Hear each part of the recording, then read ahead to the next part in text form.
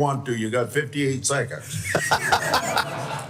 I'll use all 15 seconds. Yes, yes, yes, yes, yes, and maybe. Only because you said to say maybe when you asked me about responding to your notes, because the reality is we may not get to every note, but every single member of the committee has brought up the fact that CMS has not been responsive. So directionally, we want to make sure you hear back from us, and not just the committee. My hope, and I believe this is a firmly held reality by many folks on the outside, they don't think they can speak to CMS. They don't know where we're going. The private sector can't. The American people can't. Our beneficiaries don't know what's going on. We mail pieces of paper to people. It costs us $350 million a year to do that. Has anyone ever read their Medicare mail? It's just not riveting reading. I believe we can do a much better job by telling the American people what we're going to do, to the point that you actually could imagine us having what most industries do, which is like a developer conference where you go out and tell industry what you need, tell the American people what you can offer, communicate with them in a frequent and consistent fashion using digital tools. And I believe, based on our conversation, that the biggest advice that I might take from you is look down in the depth charts of CMS for the people who are willing to tell you the truth about what's going on. Don't talk to the head person or the second below them or the third below them. Go down 4 or 5 levels where people really are willing to tell you the truth, because they're frustrated, and that's where we'll be able to make a massive improvement in the culture of the organization. Senator Cantwell. I'm going to defer to my colleague who I voted already and he hasn't, so I'm going to just defer to him and then I'll go next, or after my colleague. Mr. Chairman, let me just say to the staff, the ranking member allowed me to take over for him, which I may never give up this gavel while he's gone, but I do want to say that Senator Cantwell has been kind enough to allow me to go next. My colleague from New Hampshire has said that I can, and then hopefully she'll be the next Democrat, and I just want to make sure that that's where we are. Dr. Oz, thank you for your visit to my office. Thank you for your willingness to serve. It is, I have to say, a refreshing moment to hear somebody in the Finance Committee hearing room talk about the challenges of our existing system of healthcare. I mean, our existing system is twice as expensive as any other system in the industrialized world. Our life expectancy, you had said 5 years, it may actually be 6 years shorter than our other countries around the world. And if you're African American in our country, on average, your life expectancy is 12 years shorter than other countries around the world, which is a staggering fact. I can't think of anything more at war with our sense of self than that, honestly. In all those other countries that we're talking about, there is universal health care, and parents don't have to struggle every day as they do in Colorado with where they're going to even get primary care for their child, where they're even going to get mental health care for their child. Those two things, I think, especially if you accept your view that primary care is important, how people eat is important, and how we think about our health is important. It's really important for people to have access to the medical care. And every year that goes by, people at home in Colorado, I think, as I told you in our office, feel there's more scarcity, whether that's a rural hospital closing or whether it's an insurance company not allowing them to get their reimbursement, or whether it's drug prices going up so high that seniors are forced to spend their retirement, debating pharmacies about whether or not they can fill their prescriptions every single day. That's how people in the richest country in the world are dealing with this. And because you said in my office and said in your opening statement that you were concerned about the poorest people in the country and the most vulnerable people, it would seem to me the place we wouldn't want to start is by throwing the poorest people off the only insurance that they have, which is Medicaid. And so I think there's a lot of, we've heard a lot of debate over the years about fraud, waste, and abuse in Medicaid. Every system needs to be reformed. Every system in America needs to be reformed. But do you or do you not oppose the Medicaid cuts that so many people in the administration have said that they support. What is your position on these Medicaid cuts? I enjoyed our visit very much. Thank you. And I want to come back to what you did before you took this position, which is as superintendent of the Denver school system, you were acutely aware of some of the problems that exist just nutritionally in giving those kids what they need to function. I think it's a belt and suspenders response. We need to invest especially in the care of young people, because that's probably 40% of young people in America are on Medicaid. They're mothers. The disabled. Those are groups that we should be investing into. And Senator Hassan, when I was in your office, you brought up the story of a young woman who had been suffering from inflammatory bowel disease, lost her job because she couldn't work, and then lost her insurance. How do we get her back on her feet to work again, which she was able to do? Yeah. We do that, and we do the same thing in our school systems. Yes, please. We do this, and we do it in our school systems and for folks on Medicaid by making sure it's not just about throwing money at them. I understand. I don't think they feel like there's money being thrown at them. They are in that's the last thing. That if we lived in a world where there's money being thrown at the poorest people in America to get health care, that would be an interesting case. That's not the case. The case is that they are barely able to get medical services for themselves and their families. And so I would just say, I am sure, Dr. Oz, that you would believe that any parent thrown off insurance would do whatever it is they could, and their kid got sick, would do whatever it is they could to get their kid in front of a doctor. Would you agree with that? Yes, I would. And because of that, I think it's very important for us to all deal with the fact that if we pursue Medicaid cuts that the administration is proposing, and people have to get care for their kids, they will, and they will get that care, as I think you believe, in often a hospital setting, which will be the most important, expensive place they could go to get the care. So we're out of time. I think it is very unclear at this moment what the administration is planning on doing, because the president said over and over and over again different things on this question of Medicaid. But I hope very much that we can find a way to work together to make the system a better system than the one that we have, and that the approach is not to throw the most vulnerable people off the only care that they have. Thank you, Dr. Oz, and thank you, Mr. Chairman. Thank you, Senator Cantwell. And thank you, Senator Cantwell. Yeah, thank you, Senator Bennett. Thank you, Dr. Oz. Thank you so much for the visit in our office. And I wanted to put up, we're not into an I gotcha as much as a long-term commitment, apparently, that you have from 2009. I think that every American should have coverage, and that was probably on a visit to Seattle. So we appreciate that. In continuing the line of questioning that my colleague just had, Medicaid, in the Medicaid expansion, you believe in the Medicaid expansion that was done under the Affordable Care Act? For some states, it made sense. For some, it didn't. I think that's a good example of how states should pick a path to take care of their most vulnerable, but they have to have a plan. Well, wait, but the states that don't have a plan, what plan did they have? As we discussed in your office with the Affordable Care Act, they have an opportunity to expand Medicaid, or they could use other tactics. As you know, 10 states haven't expanded. I know, but you're saying that's okay?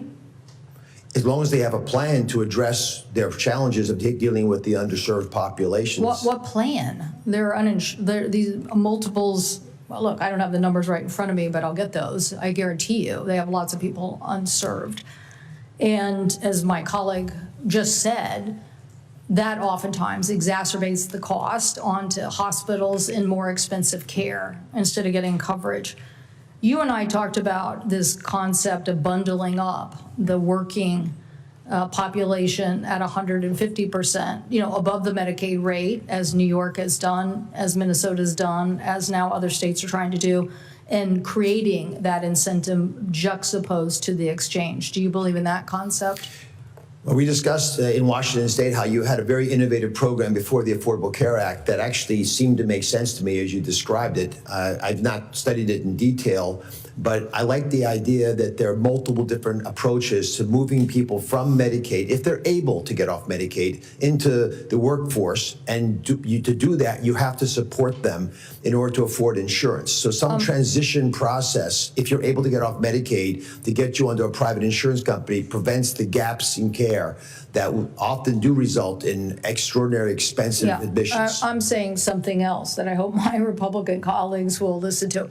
I'm asking you if you believe in a virtual bundle delivered by the private sector, getting access to that as a way to reduce the exorbitant payments on the silver plans. That's what I'm asking. It's a detailed question that I do have to research a bit, and if confirmed, I look forward to following up with you on that, because I think in your office, some of the ideas we discussed, including that one, are promising ways that would allow people the flexibility to choose what type of insurance they want if they're starting to work and it financially doesn't make sense to get off Medicaid yet. And if they are able to get above the poverty level, which is, is $16,000 a year for a single individual, it's not much money. You have to have ways for people who are making slightly more than that to feel confident that they're protected. Well, I think the American people want to know, just from your nomination and from this process that we're going to go through, what is it that Republicans believe? If they're saying next year, which I think the president is saying, we're going to cut off all of those silver plan subsidies, I'm saying I at least want to hear from you whether you believe that bundling those people up into a virtual bundle, I think is what you called it in my office, and allowing them to have that market power is an idea that you agree with. Senator Cantwell, I look forward to confirm with this committee to researching that in detail. It's a promising enough idea that if you'll take me into your office again, I would love to visit you with it. Okay, well, definitely my vote will be predicated on this. So I can't wait till after you're confirmed. I need you to think about this because, look, you're coming with the ability to be an advocate here. So we want to know what you're going to be an advocate for. And all my colleagues are going to want to know, are you going to cut Medicaid? We want to know that from everybody. We want to know, are you going to cut Medicaid? We don't believe in cutting Medicaid. It's 1.8 million people now in the state of Washington. It is basically the number of people in my state who are getting maternal care from this is an exorbitant. The number of kids getting care from this, is high. 47% of kids in my state receive insurance from Medicaid. And we have population centers of our entire state that are well above 50% Medicaid, Medicare populations. So how do you deliver health care to Central Washington when it's that level? So we want to know whether you're going to commit to concepts. If you don't like some aspects of the Affordable Care Act, you should say which ones you don't like. Thank you very much. But I hope that you will learn that the Affordable Care expansion of Medicaid work and virtual bundles that give consumers more clout also work. Thank you. Thank you. Senator Langford. Chairman, thank you. Dr. Oz, thanks for going through the process on this. You've been very outspoken for years for the health of Americans and for Americans taking better care of themselves and for us finding out how to be able to do that better as a nation. So I appreciate the work that you've done on this. You and I have visited already on several of these issues, but I want to be able to probe a little bit farther. The pharmacy benefit manager issue has been one this committee has taken up in a bipartisan way. We spent a significant amount of time last year as a committee. We passed overwhelmingly a pharmacy benefit manager bill out of this committee. We tried to be able to get it actually to the floor. Senator Schumer didn't ever bring it to the floor last session, then tried to get crammed into a last-minute bill on the end of the floor and didn't fit. With all that, the problems still remain on this. Some of them CMS can take care of. Some of them this committee has to be able to take care of as well. As we've got to be able to finish that work that has been nonpartisan work here to be able to get done. 450 independent pharmacies closed last year, more than one a day. Most of those pharmacies, if you went and talked to them, they would say the breaking point was what pharmacy benefit managers are doing. That is mostly rural healthcare, and the access to that pharmacist in those rural areas all over the country is lost. And people are going to have to mail it in because a PBM makes more money to be able to do that. That's a major problem. There has been a rule out there for CMS, the non-interference rule, that has created a challenge for CMS to be able to engage. What is it that you feel like you're going to need as far as authority to be able to engage on the issue of PBMs, and thoughts that you may have on that? Senator Langford, you had remarkable and deep insights into PBMs, and I appreciate taking time to learn about them because although they do provide an important service, taking the medications from the pharmaceutical company that's created the product and putting it into the pharmacy system, or as you point out, mailing it directly to patients, they also create a pricing spread. And that's where some of the problems occur. The lack of transparency into what goes on when that pill leaves the pharmaceutical company and ends up in your home is where a lot of the money's made.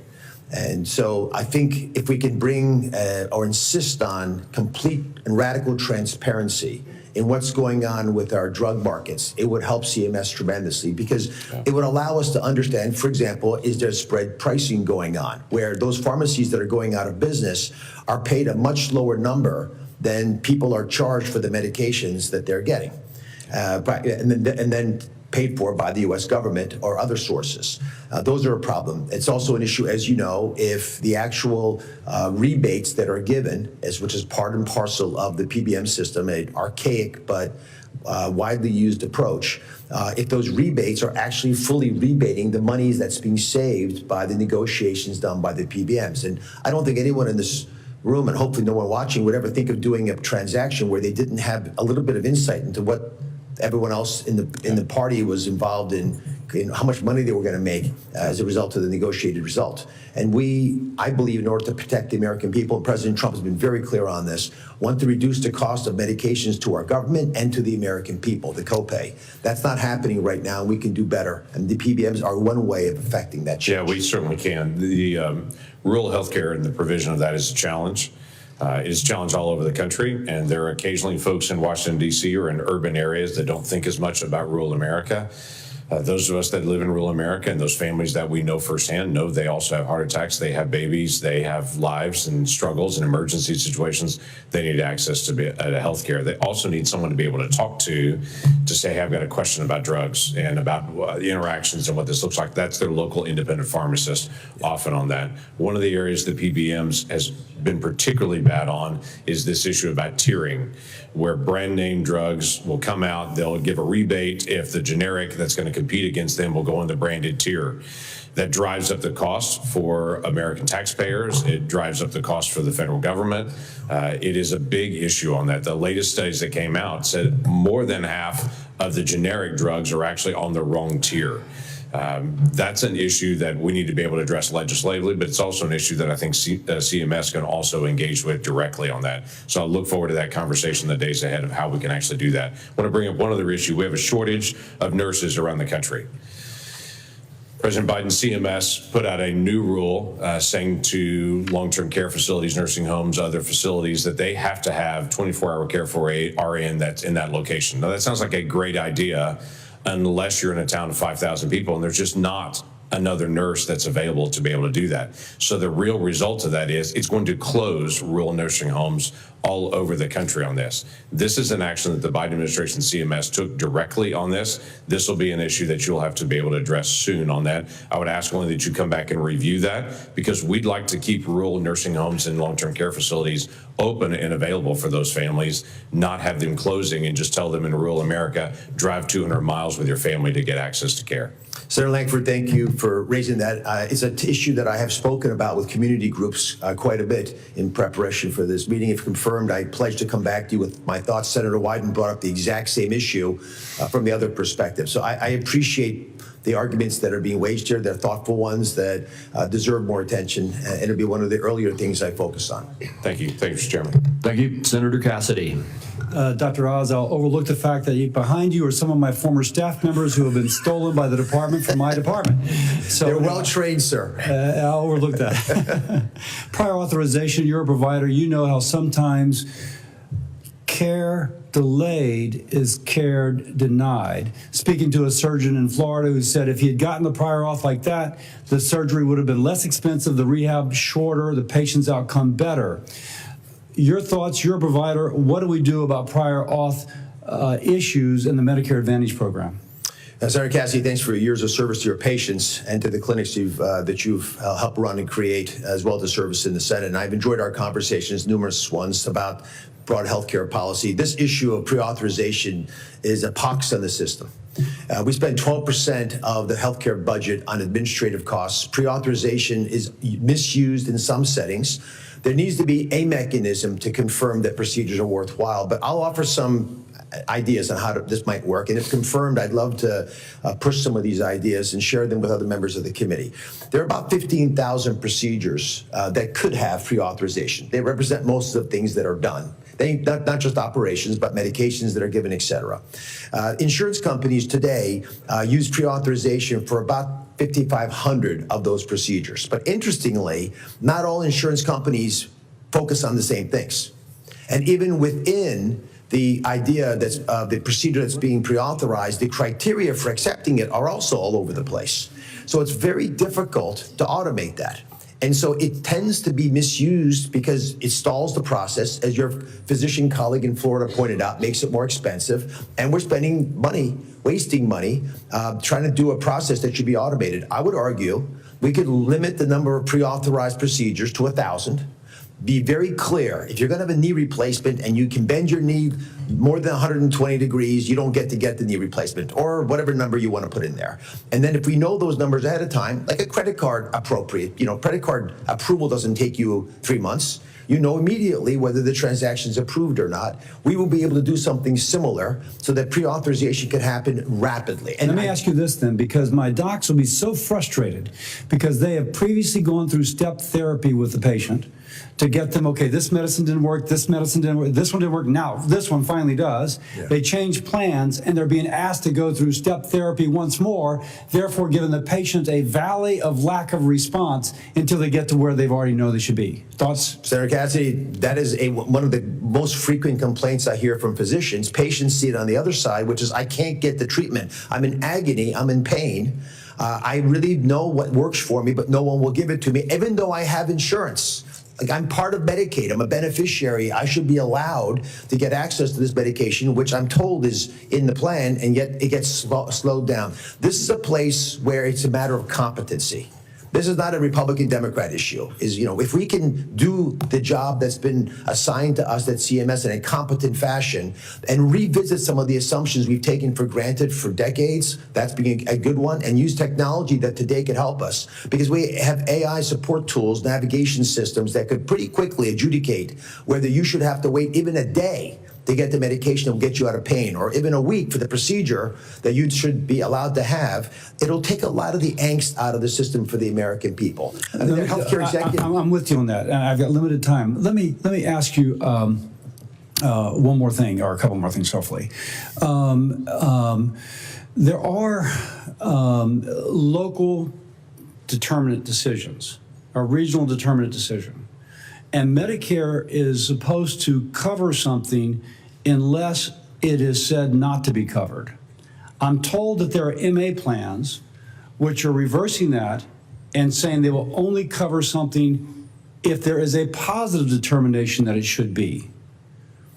I'm told this by pain doctors who say, wait a second, I can get the patient back to work, that sort of thing. Any awareness of that? Any thoughts of that? I'm not aware that that was happening. I'll bring that up to you. Lastly, we're both fans of MA plans, whatever the shortcomings, but there's some evidence they're getting anywhere from 106 to 120% of a group of similar Medicare patients who are not enrolled in MA. And now, as we look at the trust fund going insolvent and our budget deficit expanding, is this a place you would look, and if so, how would you look in terms of getting better value for the dollar? So the MedPAC assessments have revealed what you just shared, that we're actually apparently paying more for Medicare Advantage than we're paying for regular Medicare. So it's upside down. And I think there are ways for us to look, for example, at the upcoding that's going on, that's happening systemically in many systems, in many programs, to make sure that people who are being appropriately paid for taking care of sick patients, but not for patients who aren't ill. So, for example, if someone's showing up at your home to figure out if you have a small plaque in your carotid, because they're going to charge a lot more to for the care of your plaque, which they're not actually going to do anything for, that's wrong. And I think we have numerous tools, but part of this is just recognizing there's a new sheriff in town. We actually have to go after places and areas where we're not managing the American people's money well. And if we can do that effectively, and both of us, I think, agree that there are opportunities to do that that are massive in scope, but they're also important emotionally for the program. You want people to have confidence in the program. The employees administering, the career employees administering Medicare, and the beneficiaries should all feel the system's working for them. On the upcoding, we're out of time. Thank you, Mr. Chair. Senator Merkley and I have a bill, the No Upcode Act, that actually achieves that. So I think you're going to be confirmed, and we'll discuss that with you at a later date. Thank you. Thank you. Senator Hassan. Well, thanks, Mr. Chair, and welcome, Dr. Oz. Congratulations to you and your family on your nomination. First question that I'm asking of every nominee for this administration: if directed by the president to take action that would break the law, would you follow the law or follow the president's directive? The president would never do that. That's absurd. It's a disappointing answer. Now, the Medicaid program covers over 70 million Americans, and the Congressional Budget Office has now confirmed that the Republican budget plan would require taking away Medicaid coverage for millions of people. In New Hampshire, the Republican budget could take away health insurance from as many as 30,000 children. Do you support the Republican budget plan that terminates the health coverage of millions of Americans, including as many as 30,000 children in my state? Senator Hazard, I've not seen the details of a House bill that says that. I look forward to examining it with great care if confirmed by this. So let me ask it another way. How many children losing health insurance would be acceptable to you? I don't want children losing health insurance. Well, then you're going to need to reject the Republican budget plan. You and I did talk about maternal health crises. Medicaid covers 40% of births in America, 50% of all rural births. So will you commit to preventing any cuts to Medicaid that will deny moms health care coverage? I'm very focused on maternal health care. It's one of the metrics that our nation, I think, should be judging itself on. We do have to make investments, I believe, in maternal care in order to provide better sources. So will you make sure that there are no cuts in the Republican budget plan that would deny coverage to pregnant moms and moms postpartum? Senator Hassan, I have to be more knowledgeable about what's happening within CMS. I don't have any idea where the money is currently. Let me be really clear. The Medicaid cuts are draconian in the Republican plan. The CBO has said that it will lead to significant cuts, and the cuts will likely lead to 10 states losing their Medicaid expansion coverage. So let's move on to another issue. Last week, the Trump administration put out a list of federal offices to close, including the only office in the North Country of New Hampshire where seniors can enroll in Social Security benefits and Medicare in person. If confirmed, will you work to ensure that seniors can continue to enroll in Social Security and Medicare benefits in person in Littleton, New Hampshire? I don't know about why there was a decision to remove this center in northern New Hampshire, but I do believe seniors will be better treated if they can see someone in person. Right. So do you think they'll be better or worse off in rural areas of my state if they have to drive 100 miles to the next closest office in New Hampshire to receive assistance with Medicare enrollment? Well, one of the changes that I believe we have to make within Medicare in general is to modernize the way we communicate with our beneficiaries. It's not just about in-person visits. There should be a continuous, frequent, weekly even, discussion that goes on, that we send out, that if beneficiaries want to process, they can. Right. If we can't communicate with our seniors and their families digitally, we're giving up a huge opportunity. Well, guess what? Some of the plans that I'm hearing from the other side of the aisle are going to cut the efforts to bring broadband and internet to this exact area of my state. It's not just that some seniors don't want to use digital access. In a lot of rural America, they can't. So we need to have offices that are open, staffed, and accessible. Now let's move on to another issue. In 2012, you enthusiastically recommended several supplements for weight loss on your television show, including a substance called green coffee extract, which we now know was fraudulently marketed. For the record today, can you confirm that you no longer believe that green coffee extract is a miracle weight loss drug? I never said that medication was a miracle weight loss drug, but I am very... Can you confirm that this was fraudulently marketed and green coffee extract is not a miracle weight loss drug? Yes or no? Yes. Okay, so let's go on to, you promoted a supplement called raspberry ketones, claiming that it is, quote, a #1 miracle in a bottle to burn your fat. That's your quote. Will you confirm for the record today that you no longer believe raspberry ketones to be a, quote, miracle in a bottle? There are many things I said on the show. I take great pride in the research we did at the time to identify which of these worked and which ones didn't. Many of them are still being researched, like the green coffee bean extract you just mentioned. So how much were you paid to promote these supplements? The television show was distributed by Sony Corporation. How much were you paid to promote the supplements? I was paid nothing to promote the supplements, but But you promoted them on your show, and there was something called a Dr. Oz effect. You would mention them and the sales would go way up.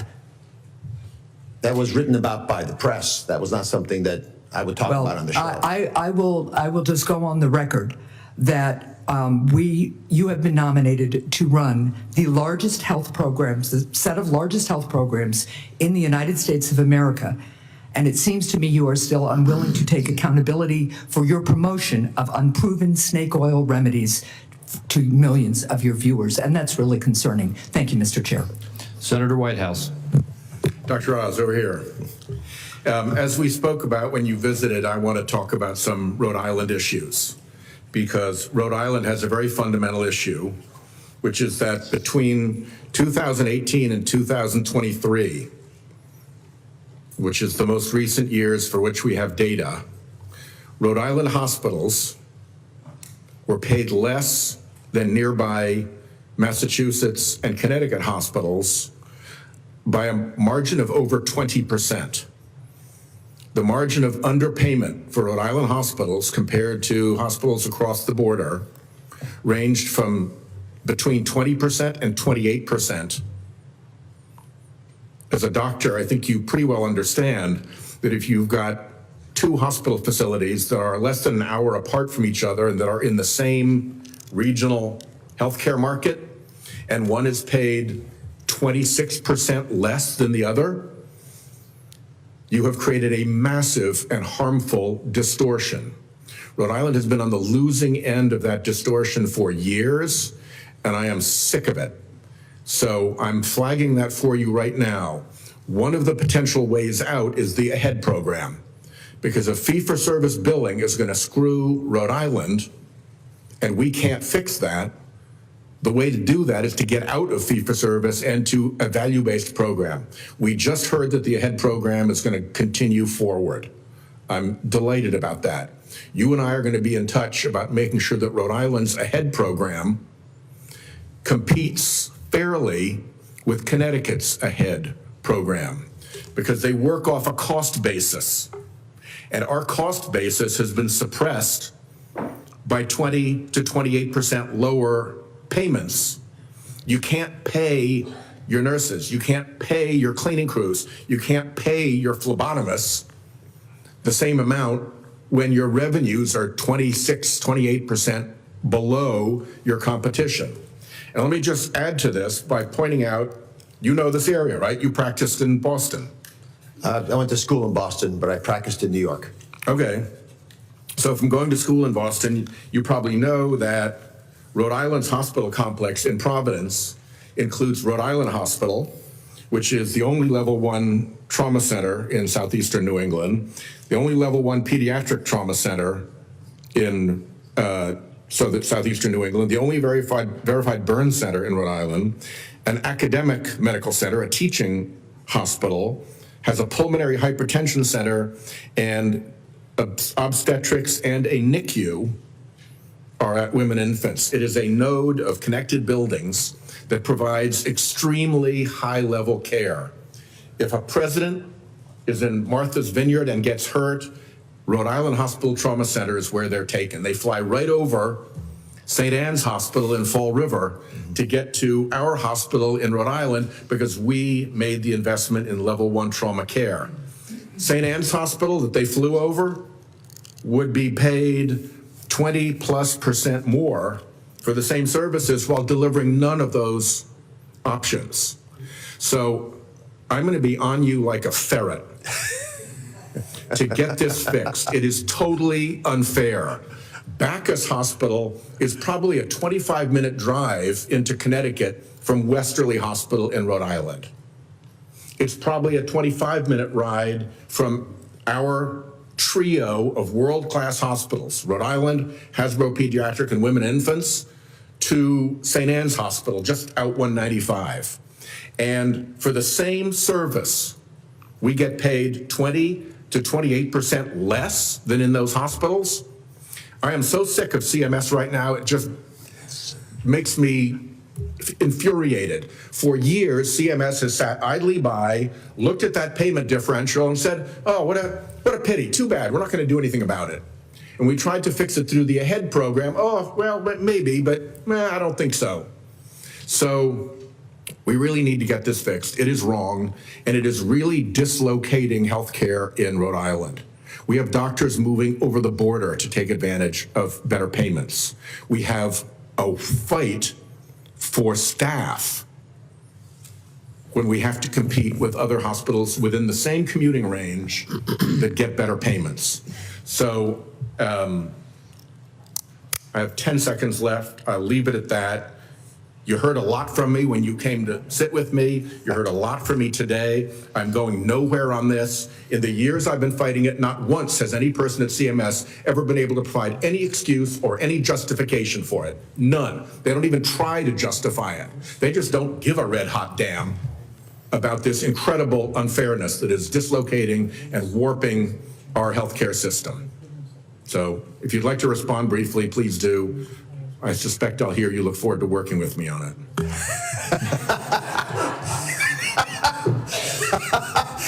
Well, I did a little homework after the office visit, the thrashing that I experienced. Thrashing CMS, not you. You're not responsible for this yet. Yet. It does seem to require a statutory solution. However, the AHEAD program is a promising potential opportunity. I don't know enough about how the reimbursement would be altered, but I did want to point out that I went back and looked at the numbers that you shared with me. And it's interesting that how they were calculated. Again, it was driven by a congressional formula. But Senator Sanders, for example, he's paid 25% less than you. So if you think Rhode Island has it bad, Vermont's really that way below the average. So I think there are opportunities to revisit that. I think that's probably something with your passion will probably be revisited by this chamber. Thank you. Well, you and I will be talking about it. Thank you very much, Mr. Chairman. You're welcome. Senator Daines. Senator Whitehouse, I was going to say you're the self-appointed chairman of the newly minted Ferret Caucus. It's quite interesting. So anyway, Mr. Chairman, thank you. Dr. Oz, it is good to see you here again. Ferret is an underappreciated animal. We have them out in Montana, too. It's ferrets. I very much enjoy meeting with you, Dr. Oz, and having a really great discussion, talking about the innovation and the experience you bring to this job is almost unprecedented. You're exactly the right person at the right time to take over this, this huge responsibility. I want to talk for a minute about Hyde. As you know, President Biden took several actions during his term to expand abortion access and travel for abortion using taxpayer dollars in many ways, including through the Medicaid program, which is explicitly in violation of the Hyde Amendment. Let me say it even more clearly. It's in violation of the law. If you're confirmed, will you commit to upholding the Hyde Amendment and ensuring that our federal health care programs are not providing abortions on the taxpayer's dime? Senator Daines, I appreciate very much taking time with me. You're another original Maho person because you're able to haul that elk, I don't know how far, in the backlands of Montana. The answer is very simple, yes. The Hyde Amendment has been around for a long time, and CMS should obey the rule and fund accordingly. Thanks, Dr. Oz. I want to talk about Medicare coverage for new technologies and innovation. During President Trump's first term, he spearheaded efforts to ensure that seniors could have access to innovative medical devices through the Medicare program. The Biden administration repealed these efforts and replaced them with the TSAT rule, which provided a pathway to expedited coverage for a limited number of innovative medical devices. However, the rule requires new clinical evidence for eligible devices, which can be duplicative for innovative technologies that have invested in robust clinical trials. My question is, would you consider addressing this limitation that the Biden administration placed, or create a coverage pathway for innovative devices with existing strong clinical data? Senator, yes. I think we lose a major opportunity when we create ambiguity in how devices are not just created safely, but also marketed wisely. And so the gap between when the FDA says this is a good product that can save lives, and when the American people, beneficiaries of Medicare or Medicaid programs within the states, are able to access those. And I'll use the Mitra clip as an example. The Mitra clip, just as a reminder, was the device, I wrote a patent on it early on, but it's a device that was created with smart engineers and eventually received CE mark, which is European approval for sales, in 2008. It took 5 more years for the US FDA to approve the device that would save lives, it turns out, with clinical trials proving this, and save money at the same time. But despite that fact, it took another 7 or 8 years for CMS to fund patients getting this device if they're dying in heart failure with a leaky valve. So we wasted a lot of money. We maybe lost some lives because of it, and all because we had a regulatory apparatus that was not transparent. I believe we can do better. And to your point, we should make it easier for industry to create life-saving tools by aligning when the FDA approves a product with when CMS begins to fund it for beneficiaries, because that's our job, to provide the best quality care to the American people who are on Medicare, Medicaid chip, and even the exchanges, and these tools should be used. Appreciate your expertise in the area, Dr. Oz. I want to shift gears here and talk about Montana rural health. And yes, I did pack that elk out, and yes, that is a workout to pack an elk out and quarter it and walk miles back to the pickup. I believe rural health is a key component of America's healthcare conversation. It's really important in my frontier home state of Montana. It's distance, it's weather, workforce shortages, service line erosions are just a few of the difficulties we face in Montana as they try to access healthcare. Given the challenges of rural healthcare, how could CMS support the expansion of telehealth services? And I recognize telehealth is not just one silver bullet, but it's an important tool in the overall tool chest to help us provide better access. What are your thoughts on ways we can ensure that healthcare can be more accessible to these rural populations? Well, as you know, this House has Congress has a responsibility to extend telehealth widely throughout the nation, as it was during COVID. I think part of the opportunity for telehealth is to link it to large institutions in those areas. So an institution, a big one, let's say in Salt Lake City, might be able to be a telehealth partner to a rural health clinic in Montana. So it's not just that they pick up the phone when you call. It's not someone in another country far away that's answering the cry for help. It's someone from an institution that knows your protocols. Maybe they've shared theirs. You have a simpatico, a relationship that goes beyond just what's on the streamed-in signal. And that is how we'll build telemedicine, telepsychiatry, which is for mental health services, vital in places like Montana, especially where we have many people who are suffering from undiagnosed mental health illnesses, and there's no place to go in a consistent fashion to get those therapies. It is a major focus of mine, and if confirmed, it's one of the areas I think we'll be able to make major inroads, because there are no opponents to this. Yeah. Dr. Oz, thank you. Thank you. Thank you. Senator Johnson.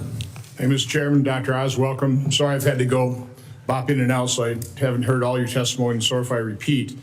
A number of years ago, I held an event in Oshkosh with about 2 or 3 dozen doctors, and I just very open-ended question. I said, what is your evaluation of the biggest problem we have in medicine today? And to a doctor, they stated Medicaid. And I was shocked. It's not really the question I'm asking right now. If I have time, I'll get back to that. But I did want to talk a little bit about Medicaid, because I think one of the problems we have here is we keep referring to Medicaid as one thing, but it's really Medicaid, and then it's Obamacare. Okay, so I think all of us want to help people who can't help themselves. We certainly want to provide health care for disabled individuals and moms and children. We want to help people. We don't want to cut their benefits. But Obamacare, when it arrived on the scene, all of a sudden we're paying more for single, able-bodied, working-age adults, and from my perspective, that has allowed states to really game the system with provider taxes, all those types of things. When we met, I didn't talk about my budget ideas here, how if we take a look at pre-pandemic spending levels and inflate them by population growth and inflation, we could be saving a lot of money because we're spending a lot of dollars above and beyond what we spent in the past, plus inflation. Let me just give you some numbers on Medicaid. Obama in 2014, the first year of Obamacare, total Medicaid spending was $301 billion, and $24 billion of that was the new Obamacare. Inflated, that'd be $431 billion. This year we're spending about $600 billion. The last good year we have for spending is 2023, where they break out, and that's a problem too. You can't get information. You know, my staff had to get quarterly and add them up together to figure out what the Medicaid expansion, the Obamacare, was in 2023. It was $131 billion. So it went from $24 billion in 2014 to now $131 billion, and what would be inflated from Obama's number, 431, we're spending about $600 billion. So I kind of want you to just comment on what has been the impact of Obamacare, Medicaid expansion, and anybody who is concerned about disabled children having access to Medicaid ought to be concerned of this new benefit to able-bodied, working-aged adults that are now allowing states to game the system and draining the federal coffers and making it more difficult to maintain benefits for disabled individuals and people that Medicaid was truly designed to help. By the way, with a shared responsibility, so states would actually try and control the process. Because right now, too many states, I'm looking across the dais here, too many states are gaming the system and could care less about eligibility, and in fact, are siphoning off Medicaid dollars for illegal immigrants, for example. Open up to you. Senator Johnson, I think I could probably start most effectively where you started, which is those physicians speaking to you about what they were most frustrated by. It is a concern to me that doctors don't like Medicaid because they don't get paid in their minds. And because of that, they try to avoid getting Medicaid patients. So most physicians will take care of a certain percentage of patients in their practice for free. It's a calling of the art form. Historically, doctors always took care of patients who didn't have resources for free. But then we also have the Stark laws, right? And there are Stark laws that can also limit the role that they play in owning facilities, but there's a whole separate discussion point that I know we've touched on in the past. But the ability of physicians to take care of people who don't have resources, which is partially compensated by Medicaid, is not infinite. And so when you expand the number of people on Medicaid without improving the resources required for those doctors to take care of those patients, you stretch resources very thinly for the people for whom Medicaid was originally designed. As you highlighted, our young, our pregnant women, our vulnerable populations that are disabled, these older people don't have resources, the dual eligible populations, they cannot be compromised. So we have to make some important decisions to improve the quality of the care. Again, we've talked about the fact we're spending twice as much as any other developed country, so we are putting resources into the system. I don't think we're getting value for those resources. And some of the areas that I'm hoping I can work together with members of this committee, and have confirmed with other senators as well, is to ensure that we have wise, effective modernization approaches to deal with the numbers you just highlighted. Because the rapid expansion of required monies for Medicaid is far beyond what was ever envisioned when the ACA was originally passed. And it's one of the areas we can do better. On the other hand, Medicare Part D, the pharmaceutical part of it, the drug component, that's actually done better.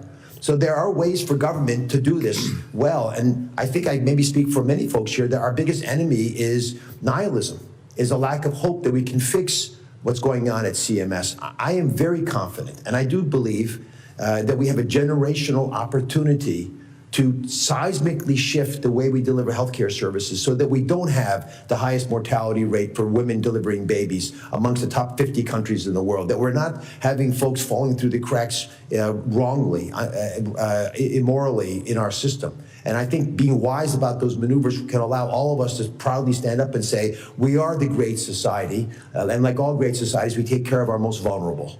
Well, thanks for your willingness to serve. Thank you, Mr. Chairman. Thank you, Senator Cortez Masto. Thank you, Mr. Chairman, and to our ranking member. Dr. Oz, good to see you again. Thank you for taking the time to visit with me in my office, and welcome to your family. Let me start with this question. There's a couple, man and woman, they're married, They have a daughter. They're both working hard every day, but their daughter has a rare disease. Unfortunately, the only way they can afford her medical care and treatment is with the help of Medicaid. Would you think that this couple should be taken off Medicaid? As you describe it, no. And that's a bulk of the people that I hear from every day that need Medicaid. It's not what some of my colleagues are talking about, these people milking the system. It is true hardworking families that need help, because you've said it earlier, healthcare in this country is just too costly. There's not enough access, it's not affordable, and we've got to do a better job of addressing it. But until we do, we can't kick people to the curb when they need help for their kids in this instance. Let me also address something else here, which I just find offensive in so many ways. As my colleagues looking across the aisle at, I see two of my colleagues sitting between me and Ben Ray. Would you, I don't even know if my colleagues know this. Do you know how many Medicaid fraud units actually exist in the states to go after Medicaid fraud and prosecute for abuse? You don't? I don't. So it's in, so you should know, because there are 53. There are 53 Medicaid fraud units. They cover every state, District of Columbia, Puerto Rico, and the U.S. Virgin Islands. And in 2024, they recovered $1.4 billion in fraud. Now, granted, most people, and I have not even heard this from my colleagues, that fraud was provider fraud. That was provider fraud. So I am all about addressing waste, abuse, and fraud, but let's be real here in how we do it and make sure now we're not kicking this couple and their needs for their daughter off of Medicaid because we have some concept which is false about who it is actually benefiting. I also want to jump back here real quick. Senator Langford, he has concerns about nursing homes closing in rural America. So do I, absolutely. In rural Nevada, I have concerns. But I also like to note that cutting Medicaid the way that my colleagues and Republican leadership want to do, which they are proposing, would also close nursing homes in rural America, including in Nevada. It would close hospitals, and it would close clinics. So that is something we have to keep in mind. And the reason why I bring this up is because, like Senator Langford said, in my state, if they don't have it in rural Nevada, they are driving 4 hours to get it somewhere else. That's ridiculous. And that's why I support your conversation around telehealth. I think it's important. Senator Dades and I support it together. It's bipartisan support. We need it. We need to make it permanent. There's so much that needs to be done to address healthcare. And one of the things that I want to bring up is the ACA tax credits. We currently have in Nevada the lowest uninsured rate in our nation's history, thanks in part to the ACA marketplaces, which helped over 24 million get coverage last year, many with tax credits to lower their premium costs. If Republicans refuse to work with Democrats to extend these credits, costs will skyrocket and people will lose coverage. In Nevada alone, 85,000 people could see hikes or thousands of dollars, forcing them to drop their insurance. And the health insurance market will destabilize. So Dr. Oz, if confirmed, do you agree that Congress must extend these tax credits to prevent massive premium hikes and coverage losses for working families? Senator, if confirmed, I need to learn more about the specifics of how much additional resources are required and for what parts of the system. But directionally, I like the idea of having transition programs to get folks who are able to work but are on Medicaid for whatever reason. They have a family member that's ill, they've fallen ill and lost their job and lost their insurance. It's wise for us as a nation, as we take care of them, to get them back on their feet and then transition them to programs where they can actually afford the insurance. If you can't afford the insurance, you just So go can I coverage. stop you there? Because now your assumption is that it is people who are not working that are accessing Medicaid. And I just told you there's a good segment, over 66% or more, that are actually working and getting this benefit. So I would hope that you would keep that in mind as you go back to study this issue. And I would want you to study all of the facts, because we don't want to harm people that we are actually providing an essential benefit to, and they are working. They are working. My time is up. Thank you. Thank you. Senator Tillis.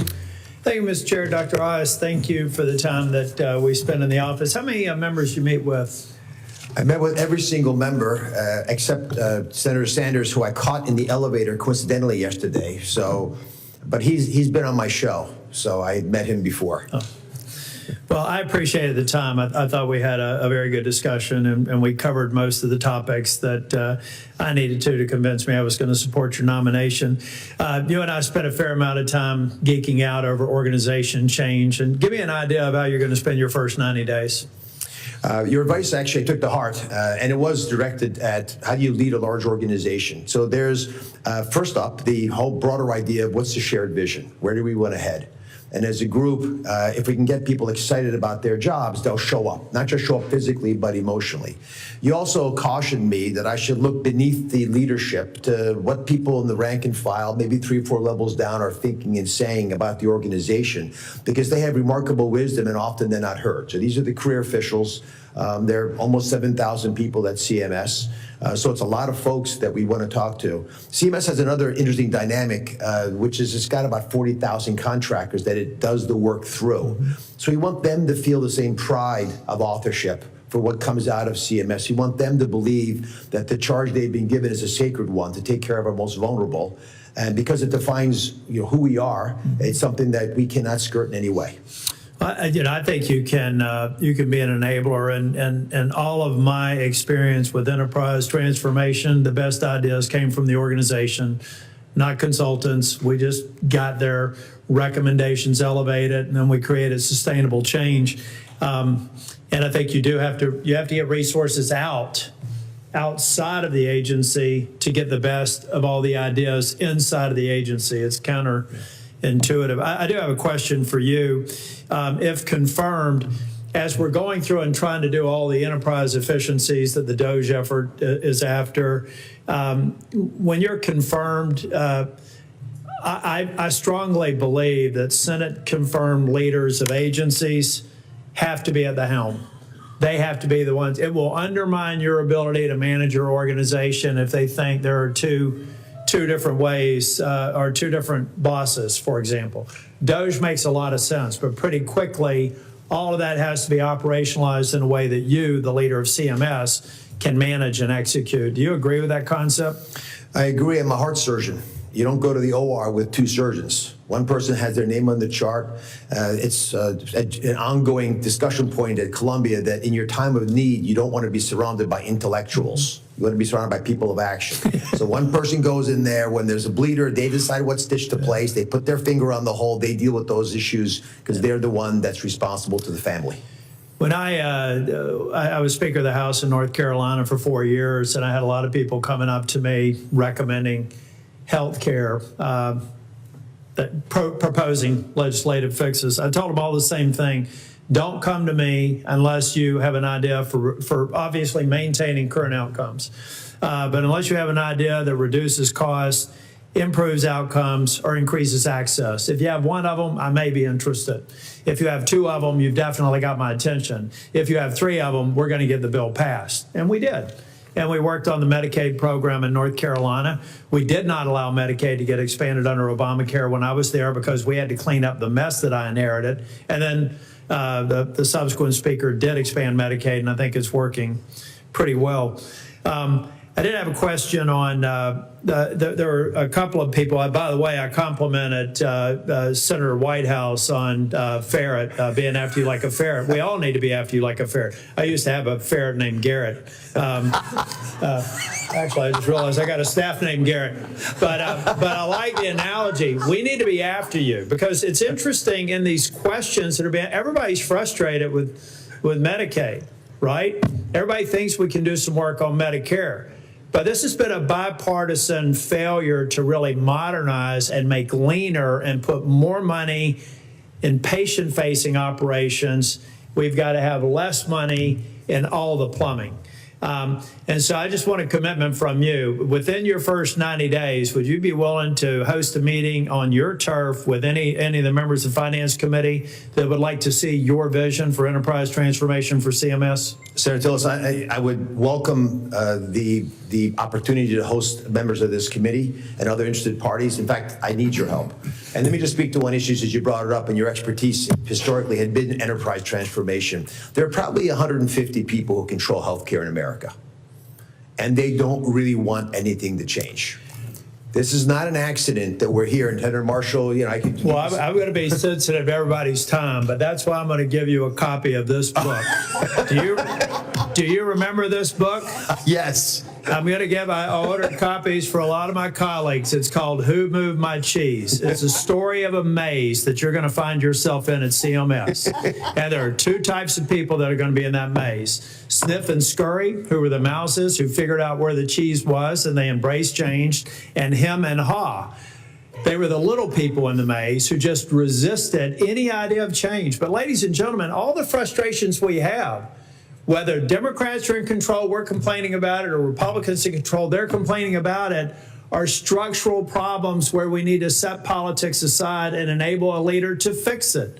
There have been capable Democrat nominees and Republican nominees that were never given a chance. So we want to move the cheese. We want to produce better outcomes. We want to do it at a lower price point, and we want more people to have access. And clearly, anybody who needs Medicaid should be on it. The only thing, we're not talking about caregivers, we're not talking about sick people, we're not talking about people with a diagnosed behavioral health problem. We're talking about people that we do want to provide Medicaid for, if they can't afford it, but work so that they actually get the benefit and the freedom that comes from a job. That's all we're asking about. All these other things are insane. We're probably only talking about a single-digit portion of the population, and if we keep on playing those games, we're going to have a problem. I hope you're there for change. Thank you. God bless you, sir. Senator Warren. Thank you, Mr. Chairman. So, Dr. Oz, if confirmed, you would oversee Medicare coverage for more than 66 million Americans. Now, nearly half have traditional Medicare, where the federal government provides health care coverage directly. The other half are on Medicare Advantage, where the federal government pays a private for-profit insurer to administer the health benefits instead. And surprise, surprise, the privatized Medicare costs a whole lot more. So let's talk about the top trick that Medicare Advantage insurers use to gouge taxpayers. Upcoding. I understand Senator Cassidy started on this morning, and I just want to dig a little deeper. In Medicare Advantage, taxpayers give insurers a set amount per patient. The more diagnoses or the more codes the patient has, the higher the payment. Now, in theory, this covers higher costs for sicker patients, but insurance companies get the money for the codes, not actually for the services they do or don't deliver. So Medicare Advantage insurers have figured out that if they can add a bunch of fake diagnoses that they don't actually have to spend money treating, they can really boost their profits.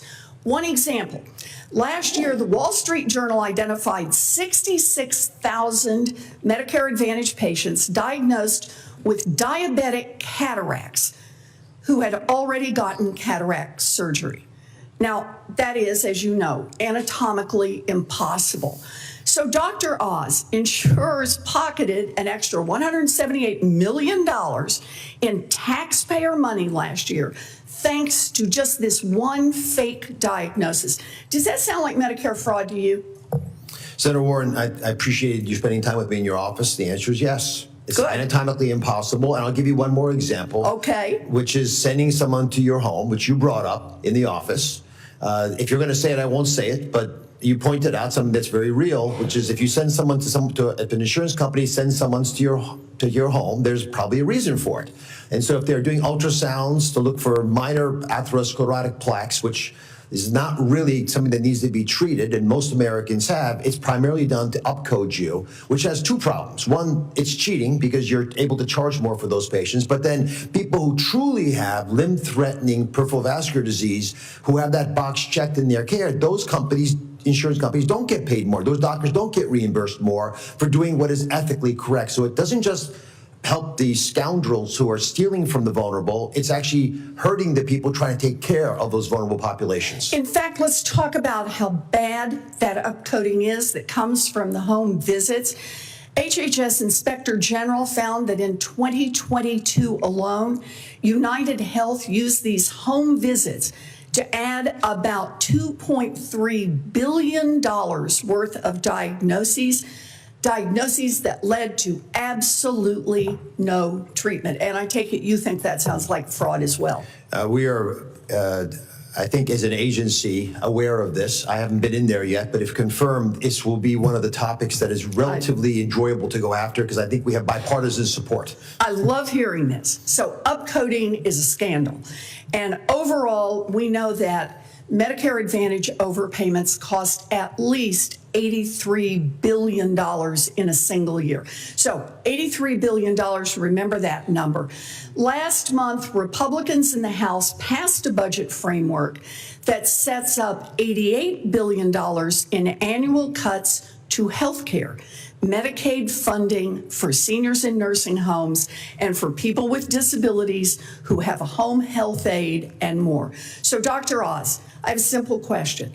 If you had the choice, would you rather cut waste, fraud, and abuse by a Fortune 50 health insurance company in Medicare Advantage or cut funding for Medicaid, which covers half of all seniors in nursing homes and 1 in 3 of America's children? My goal is to improve the health care of the American people. And as you create the argument, the former sounds like a more rational way to do that. I appreciate that. I am happy to work with Republicans to go after waste, fraud, and abuse. But let's cut out waste, fraud, and abuse where it actually occurs, like upcoding in Medicare Advantage. Republicans cutting health care for seniors and for babies and for people with disabilities, while the waste and the fraud just roll right along for a multi-billion-dollar insurance company, is sickening, and I will fight that every step of the way. Thank you, Dr. Oz. Thank you. Thank you. Senator Blackburn. Thank you, Mr. Chairman, and welcome. We are delighted that you are here and look forward to having you move out of this committee, be confirmed on the floor, and get over to CMS and get busy to work. You have quite a job in front of you, and I appreciate the time that you gave when you came to visit with me. As we discussed, changes to healthcare delivery, transparency, electronic health records, all of that is not going to happen here in DC.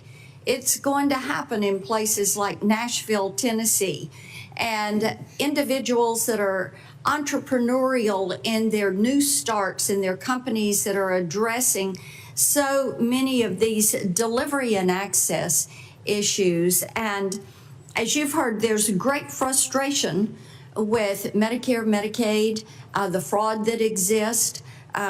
There's frustration with entities like CMMI that can't do their job, and they need to either get to work or they need to be shuttered and that money used elsewhere. And there is frustration with coding. I would remind my colleagues that it is the American Medical Association that supports many of them that is responsible for coding, and it is time, I agree, to simplify that system. And I know you have thoughts on that, and I look forward to your being able to tackle that issue. Senator Blackburn, I enjoyed our visit, particularly highlighted the reality that everyone should be aware of, that Nashville has become the healthcare finance capital of the country, with a lot of very innovative souls making major advances in healthcare. We want to empower those kinds of companies to start playing a role with the development of better services for Americans and also cost savings for the American people by building a better mousetrap. To do that, they have to know where we're headed. The first thing you learn in hosting, whether it's a television show or a garden party, is telling your guests where they're going. And I don't think CMS has done that adequately. I'm hoping that if confirmed with strong leadership, we'll be able to message very clearly where we need help and where there are opportunities for us to do better. By engaging the private sector wisely, I think we can challenge some of the incumbents, get some wise insurgent ideas to be seen and tested. CMMI has a history of failed projects, but I think with strong leadership, it will do very well. Well, let's hope that they do. I do want to talk with you about the low wage index. As I mentioned to you, we've had 16 hospital closures over the last decade in Tennessee. 13 were in rural areas. The first Trump administration put a fix on this, and then the Biden administration let it expire. No guidance, no direction, and it was like our rural hospitals just had the rug pulled out from under them.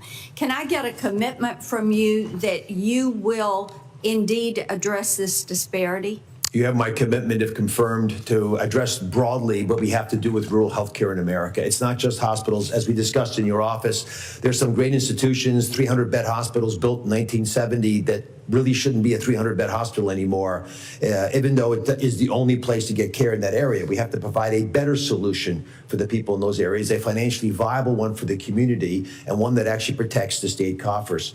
If Medicaid is consuming a third of the budget in Tennessee, which is approximately what it is doing, it's crowding out schools, it's crowding out infrastructure, it's crowding out services that are valuable for folks around the state, and we're eating ourselves from the inside out by not dealing with this wisely.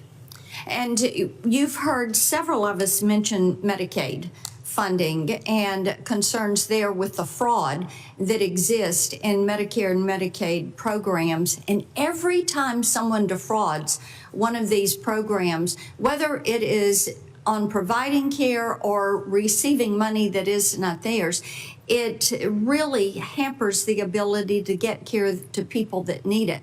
Another area of fraud that we've noticed is the non-U.S. nationals that are crowding into the program, and individuals that are illegally in the country that are receiving Medicaid benefits that ought to be going to U.S. citizens. Will you work with us on cleaning up these roles and moving them out of the program? I look forward to ensuring that the determination of Medicaid eligibility is done accurately and honestly. Same for Medicare. I saw an article yesterday highlighting what California has been able to accomplish, taking money from federal coffers to fund exactly the programs you're describing within their state. It's a smart move if you're a state that can pull it off, but it's not the right thing for the American people because we're all in this together. Thank you. Yield back. Thank you. Senator Smith. Thank you, Chair Crapo, and welcome, Dr. Oz, and to your family for joining us. And I want to just note thanks to my colleague, Senator Blackburn, for her focus on rural hospitals and rural health, which I is a concern that I share. Dr. Oz, I want to talk a bit about artificial intelligence in healthcare and technology. You've expanded on the many potential uses of AI and technology for delivering healthcare. And, I agree that we need to make the best use of technology to improve access to high quality care. And in fact, I think we learned a lot from the pandemic in terms of, for example, advances in telehealth. And that is important to not forget those lessons. But so I'd like to spend my time just getting a better understanding of your thinking on the role of AI and healthcare delivery. So let's start with this. Let's start with how health insurance companies are using AI to make decision about prior authorization decisions. Could you talk a bit about that? How do you think, or do you think, that AI should be used in prior authorization decisions? Senator Smith, I enjoyed visiting with you, and thank you for sharing some of your ideas at that time. And this is a good place to start. AI can be used for good or for evil. And it, to a large extent, depends on who's using it for what purpose. I think AI could play a vital role in accelerating pre-authorization. One reality in the healthcare system right now is the average insurance company has about 3,000 procedures that they rely on pre-authorization from, but they're not the same 3,000 procedures. So if you switch insurance companies, you may move from one that used to pre-authorize a knee replacement, the new one doesn't. So I would argue that to use AI wisely, we would make a decision, which is we're only going to pre-authorize 1,000 procedures. Everything else just should get done because it's only 1,000 where there's a concern. And this, I'm sorry to interrupt you, but what I think you're referring back to what you said earlier, which is that we use pre-authorizations too much. And I think I heard you say that earlier. But I want to dive in on this a little bit more, because there have been reports and lawsuits that have alleged that AI has been used by 3 of the largest Medicare Advantage insurers to determine how long patients can stay in hospitals, denying those claims, kicking people out of hospitals or even out of step-down clinics when they're not able to take care of themselves at home. And this is a big concern. I think my view is that a human needs to have a final say in these decisions that insurance companies are making. And I'm wondering if you would agree with that. I agree with you, but if I can add just one more layer, this sounds like our conversation in your office. I think that we should be using AI in the agency to be able to tell what insurance companies are doing with their AI. The best way to detect bank fraud is not a person looking at whether a fraudster is going in to steal money, because most of us aren't thinking about fraud, so you're not very good at detecting it. So if we see that there's something being done, for example, inappropriate use of AI or inappropriate denial of services with AI, we should be using AI within the agency to identify that early enough that we can prevent it, and we should do it real time, not 6 months down the road. Use it as a tool to address whether an insurance company is using prior authorization inappropriately. And protect the American people. They should actually know what that AI is telling us, so they should also feel empowered to push back when they don't think it's right. So here's another example in the time that I have. You've talked about using AI to augment care, especially in Medicaid, where we have serious shortages of mental and behavioral health care providers, I think. Dr. Oz, how should AI programs be deployed to support patients that are experiencing mental health challenges? After I was nominated, I started spending a lot of time looking at technologies just to understand what could be the future.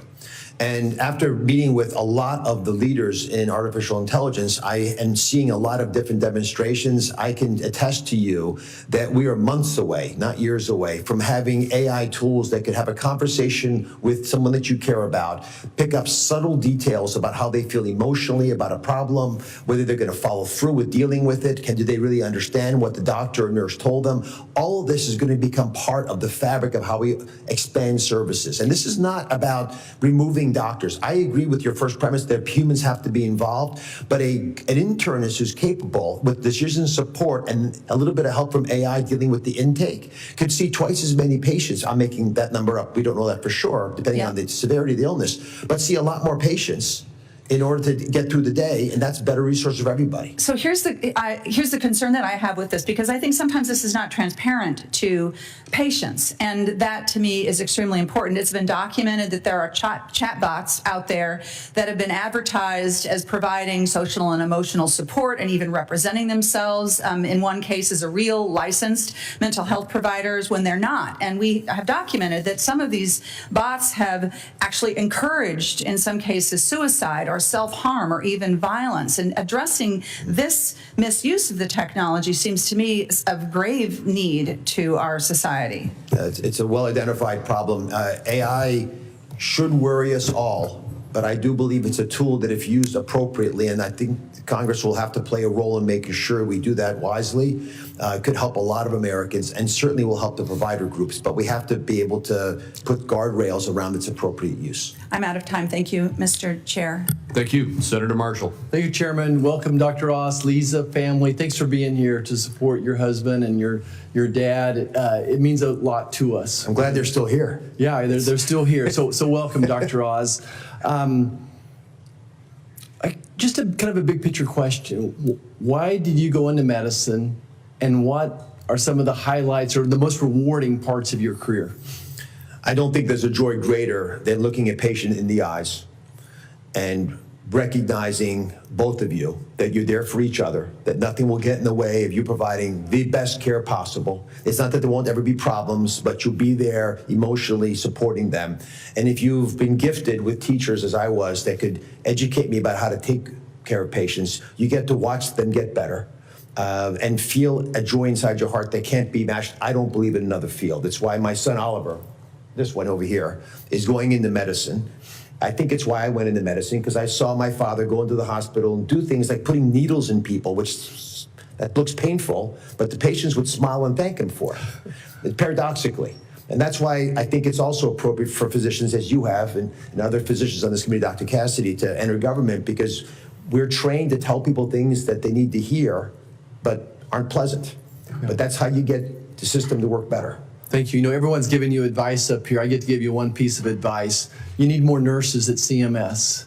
Nurses solve problems. They understand where the patients are, so encourage you to more nurses. But beyond that, my grandma always said, if you have your health, you have everything.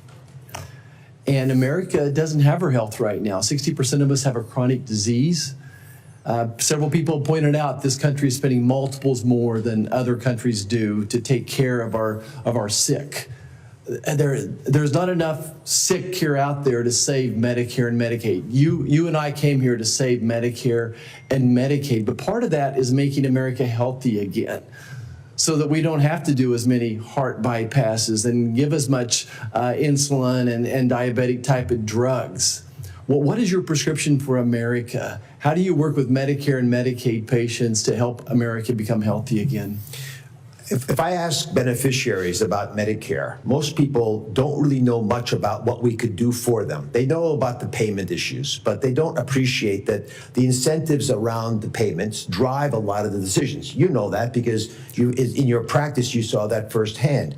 But it is remarkable outside of medicine how it looks like an opaque box. If we incentivize wise moves by patients and their providers, their doctors, nurses, and I agree with you, the acting administrator of CMS is a nurse. So it's in capable hands if something happens to me. But the deeper promise that we should all be making to America is we're going to make it easy for America to do the right thing when it comes to their health. Yeah. Some of these decisions are not difficult. Some of them need to be simplified, and some of them need to be reminded frequently. And Senator Wyden and I had spoken about this a little bit, the idea of giving incentives to patients is an idea that I think is a worthy one, especially for Medicaid beneficiaries. If people don't feel like it matters what they do, if they don't think they have agency over their future, that they're getting up in the morning doesn't really make the world a better place, then yeah, they're not going to take proactive steps to reduce their diabetes or another action that would dramatically reduce their life expectancy and their cost to the healthcare system. Yeah. So I think there's a lot of opportunity for us to do this, and we should be innovative and explore ideas. And I think there's an ecosystem we can build together to engender that kind of enthusiasm from people on the outside of medicine who want to make it better. We have got to challenge the incumbents in the system to have new ideas bubble to the top so we can pick the winners based on competent competition. Yeah, we're not going to save Medicare and Medicaid unless we make America healthy again. Yeah. I'm going to talk just a second about maternal care. Came to this body, the other side of the Capitol, and people were talking about maternal mortality then. We were seeing a big spike in it, and I asked people why, what, how come, and we didn't have an answer, so thanks to my A+ staff, we funded a study. And not surprising to me, the #1 killer of women, pregnant women delivered that year after is actually suicide and fentanyl poisoning overdose. We don't need to study it more. We need action. Early access to prenatal care would be the other action point as well. So look forward to continuing to work. Half the patients I delivered were Medicaid patients. They need access to care, and we also need to stop the flow of fentanyl. My last question, though, speak briefly how price tags and healthcare savings accounts turn patients into consumers again, and how that might actually help save Medicare and Medicaid. Senator, I appreciate your leadership in the Make America Healthy Again movement, both in the Senate but also outside of the Senate, being an advocate for it years before it was in vogue. There's a lot we can do with health savings accounts. We can even investigate new ways of using them. Maybe they should be part of your estate and passed on to your children, because so many families don't really have anything to pass on, and it would incentivize behaviors even at the end of life. But I think there's an opportunity for us to give consumerism, give the power of the purse back to the American people, especially if they're beneficiaries on Medicare, and let them make the wisest decisions they can. They got to that age by making some good decisions. And so we might as well let them keep going. Yeah, there we go. Thank you. I yield back. Senator Lujan. Thank you, Mr. Chairman. Dr. Oz, as I shared with you, New Mexico now has 33 people with confirmed cases of measles. Cases have now spread to a new county in New Mexico. One New Mexican has died of measles, a child. In West Texas, the South Plains of Texas, 223 cases. Child has unfortunately died in the state of Texas. My question is simple. Yes or no, do you believe the measles vaccine is safe? Yes. Yes or no, do you believe the measles vaccine is the most effective way to protect against infection? It is, but if I could mention, as we discussed last night, and I think it's important to remember, CMS really should not be opining its own opinion or sharing its own thoughts on vaccines. Our job is to follow the rules. So if the CDC is making decisions about the use of a vaccine, and that's what's agreed on by the experts there, my job, if it confirms, is to make sure we pay for those vaccines, seniors and for children. Now, my colleagues and I have written twice to the Secretary of Health and Human Services to do more to address measles. There's not been a response. The same question asked of you today, if confirmed, would you respond to letters from members of this committee? I appreciate your strong response. Yes. It might surprise the American people that Senator Kennedy or Secretary Kennedy said the same thing. So, Mr. Secretary, if you're watching today, respond to the damn letter. People are dying. I'm going to get back to the questions, Dr. Oz. The next question I had was to ask how many people need to die before the administration takes it seriously. I'm not going to ask you that. But I would like to enter into the record an article from The Atlantic detailing the story of a Texas father who just lost his daughter to measles, Mr. Chairman. Without objection. Now, Dr. Oz, I believe Medicaid is on the chopping block because of the Republican budget.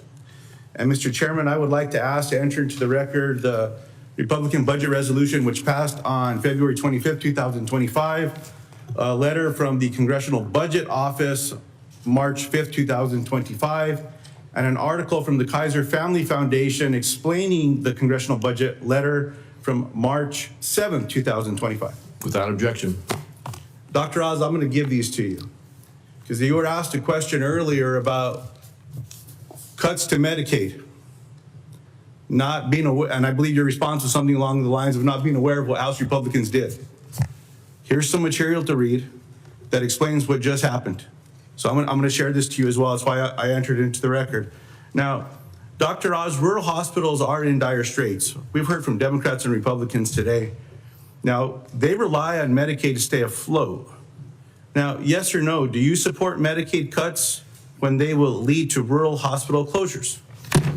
I don't want rural hospitals to close unless we have a better option. But if I could offer a thought here, this is a good example where maybe there's an innovative approach that might work. I have been talking to hospital systems, and one idea that comes up in rural systems is they don't feel like they've got a partner that maybe is a larger academic center or a bigger institution that might have resources for them to do best practices exchanges. So imagine a rural hospital in central New Mexico, maybe around Mesa Verde, where you actually can have a partner that's in Phoenix or Salt Lake City or Dallas, and that could be your partner hospital. So when you need telemedicine services, they're there. They're not just there, digitally. They've been there. They know the institution. They know the people. They develop a camaraderie that allows them to thrive. We have to revisit how we deliver rural care in America. We can't depend on 100-bed hospitals that do one delivery a day to provide state-of-the-art care. So I share your concerns about losing these institutions. I think we should look at additional alternatives to make them strong. But Americans in rural areas, and I have heard it even in my office visits from every single one of the senators in large rural constituencies. So Dr. Oz, I'll ask a follow-up to Dr. Cassidy's question, or I'm sorry, to Senator Tillis's questions in conversation. Dr. Oz, will you stand against changes that will lower health outcomes to the programs that you will oversee? Yes. Should physicians or insurance companies dictate the care that a patient receives? I'm sorry, Should physicians or insurance companies dictate the care that a patient receives? Physicians. I appreciate that. I agree with that. Yes or no, will you continue to defend Medicare drug pricing negotiation programs in court? It's the law. I'm going to defend it and use it. Yes or no, will you commit to the process of negotiating prescription drug prices in Medicare? I'm going to look, as the president has instructed me to already, for every single way that we can reduce drug prices. And there are lots of options available. I feel compelled to pursue every one of them. I'll ask you one more time because I think I heard it, but I'll give you another chance. Yes or no, will you commit to the process of negotiating prescription drug prices in Medicare? Senator, it's one of many approaches I want to use. I appreciate it. I thought you might say yes a second time, but it's not yes or no. So from you, that's fine. Yes or no, do you believe that healthcare decisions, well, I already asked that one, Dr. Oz. Look, as we get through all of this, I have a series of questions that I have put together, not coming into this committee for, based on Senator Hassan's questions. I'll submit them into the record. I have a lot of concerns in these spaces. I won't get to it now. I appreciated having a conversation with you. I'm very concerned of this back and forth of my colleagues saying that they're going to not cut Medicaid or cut it, when Republicans are voting for it. Those are the realities. And as I shared with you, Dr. Oz, one thing that I've learned about Washington, D.C., the way that this place works better is when people keep their word, when people are honest. The American people want honesty. If it's bad news, they'll take it. And they're going to be stronger on how they're going to respond to it. But when they get lied to, and they think something's coming, or they're going to be protected, or a mom with a kid with cancer thinks they're going to have care, and then it gets taken away like that, then what? Just own up. If that's what you want to do, own up to it and admit it. But stop lying to the American people is what I keep saying to all my colleagues, anyone that will listen. God bless you and your family. I appreciate you being here today. Thank you, sir. Senator Warnock. Thank you, Brother Chairman. Dr. Oz, welcome to you and your family. Congratulations on your nomination. I enjoyed our conversation the other day and finding out the friends that we have in common.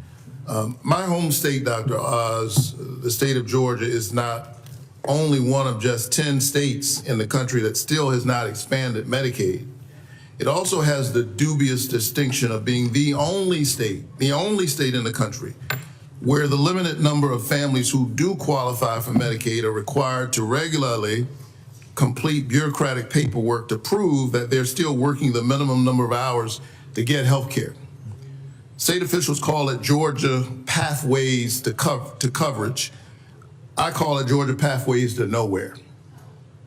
The program is allowed under the state's Medicaid waiver, which is up for renewal this year. And if confirmed as head of CMS, you would be responsible for approving or denying the state's application to renew this onerous paperwork requirement. Dr. Oz, I'm not going to ask you to prejudge the state's renewal application. That wouldn't be fair. You need to see it.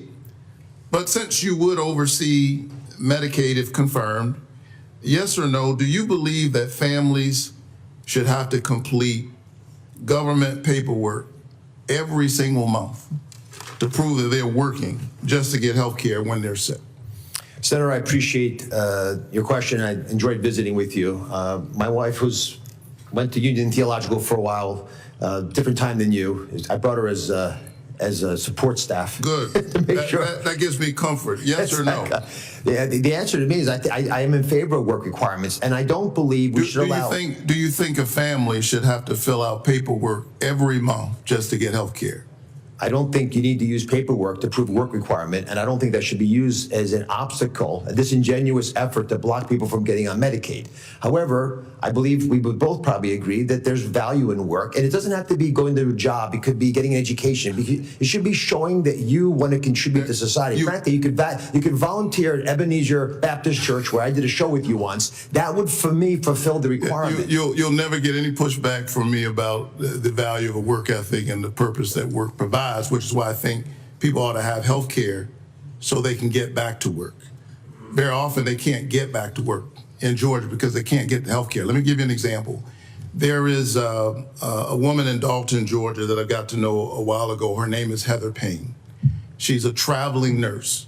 And, as a traveling nurse, some jobs were better than others. Sometimes she had health care, sometimes she didn't. She was among those folks who were in the gap. She couldn't afford private insurance. But she wasn't poor enough to get conventional Medicaid. So her health challenges and the unpredictable nature of her work as a traveling nurse made it impossible for her to meet Georgia's onerous work verification requirements to get Medicaid. She found out she had had a series of strokes. She had to save the money to see a neurologist, and then she found out she'd had a series of strokes. Took a long time to be able to afford to go. And now she's in the gap. And she can't meet Georgia's onerous work requirements. Do you think Heather Payne, a traveling nurse who spent her career providing health care to others, do you think she deserves Medicaid or not? Yes. Thank you. I agree with you. And since we agree, I think that the Medicaid waiver that you will be responsible for reviewing, I think that Medicaid waiver, in fact, I know it, it says that Heather does not deserve Medicaid. Let me tell you about another Georgian. Amanda left her 2 jobs in New York and moved to Warner Robins, Georgia to become a full-time caregiver for her 84-year-old father, Thomas. Taking care of her father has become a full-time responsibility for Amanda. He's 84 years old. She's taking care of him, which means he's not in a nursing home, by the way.